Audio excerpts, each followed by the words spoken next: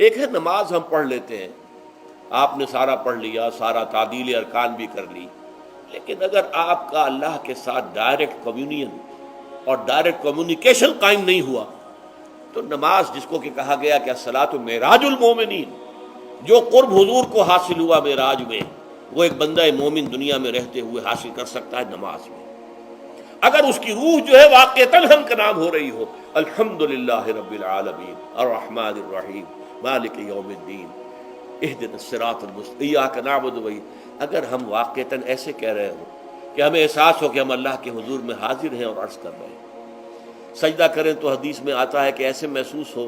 کہ گویا کہ میں نے اپنا سر اللہ کے قدموں میں رکھ دیا ہے، یہ ہے نماز۔ اب جو گفتگو ہو رہی ہے یہ ہم کلامی ہے، الصلاۃ معراج المومنین،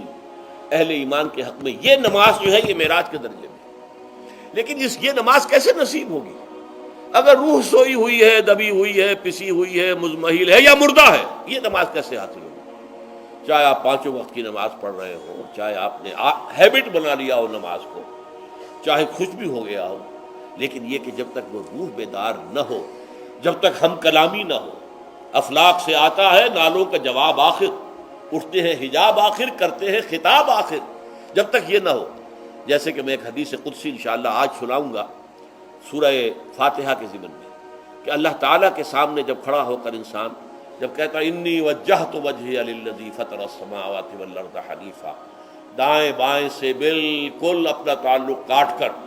میں نے اپنا رخ کر لیا ہے اس اللہ کی طرف جس نے آسمانوں اور زمین کو پیدا کیا۔ اب یہ توجہ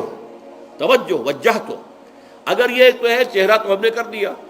خانہ کعبہ کی طرف، اندر سے ہماری روح متوجہ نہیں ہوئی، وہ سوئی پڑی ہوئی، اسے پتہ ہی کچھ نہیں کہ کیا ہو رہا ہے، تو اس صورت میں وہ کیا ہے؟ ظاہری بات تو پوری ہو گئی، نماز کا ثواب ہو جائے گا، فرض کی ادائیگی کا ثواب مل جائے گا، لیکن وہ اصل نماز تو حاصل نہیں ہوتی۔ یہ ہے وہ بات کہ وَإِذَا سَأَلَكَ عِبَادِي عَنِّي فَإِنِّي قَرِيبٌ، اے نبی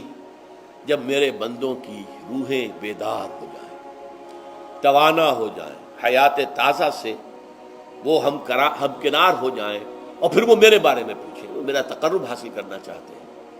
تو آپ سے پوچھیں تو کہیے میں قریب ہی ہوں، اجیب دعوت الداع اذا دعان، یہ ہے وہ دعا،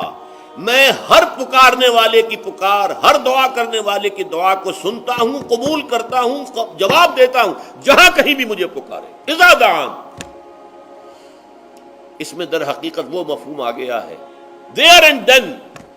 where ever، آپ اپنے گھر میں ہو کر پکاریں اللہ کو، آپ بستر پر لیٹے ہوئے پکاریں اللہ کو، الذین یذکرون اللہ قیاما وقعودا وعلی جنوبہم، ہاں ٹھیک ہے، بعض مقامات بعض اوقات قبول دعا کے لیے زیادہ سازگار ہیں، حرم میں جا کر دعا مانگی جائے، اور منا میں، عرفات میں خاص طور پر، جبل رحمت پر خاص طور پر، ملتزم جو ہے کعبے کا اس پر خاص طور پر، وہ ایام بھی ہیں خاص، لیکن یہ نہیں ہے کہ بقیہ دنوں میں آپ کے اور اللہ کے درمیان کو بڑا فاصلہ ہے۔ یہ سارا دنیا میں مشرکانہ نظاموں نے تصور پیدا کیا، اللہ تو دور ہے دور ہے دور ہے دور ہے، پاک ہے پاک ہے پاک، تم ناپاک ہو ناپاک ہو ناپاک ہو،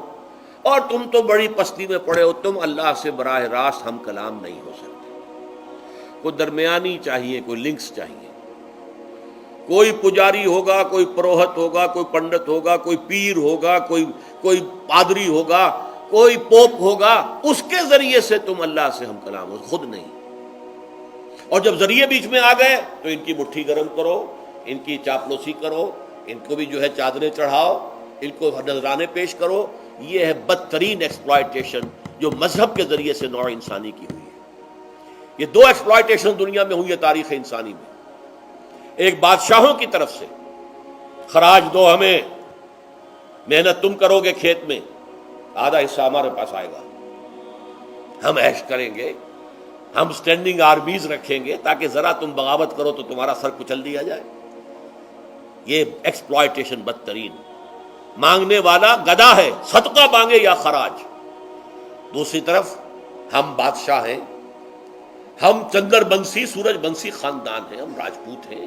حکومت کرنا ہمارا حق ہے، اور یہ پنڈت پروہت جو ہے وہ بھی کہیں گے کہ ٹھیک ہے، نصف لی و نصف لک وہذا قوم جاہلون، یہ عوام جو ہے ان کا خون چوسو، ہمیں یہ نذرانے پیش کریں، بتوں کو آ کے چڑھاوے چڑھائیں اور تمہیں خراج دیں اور ٹیکس دیں۔ They are to be exploited, exploit ہوگا۔ اسلام نے آ کر دونوں کا خاتمہ کیا، کوئی ملوکیت نہیں۔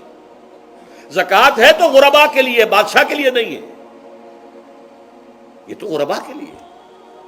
لہذا کوئی ٹیکس نہیں۔ نمبر 2، اللہ سے ہم کلام ہونے کے لیے کسی دربان، کسی جو ہے پہرے دار کی مٹھی گرم کرنے کی ضرورت نہیں،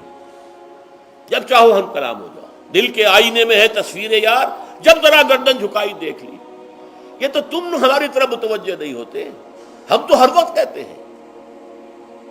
ہر شب کو آخری لمحات جو ہیں، آخری جو گھنٹے ہیں رات کے،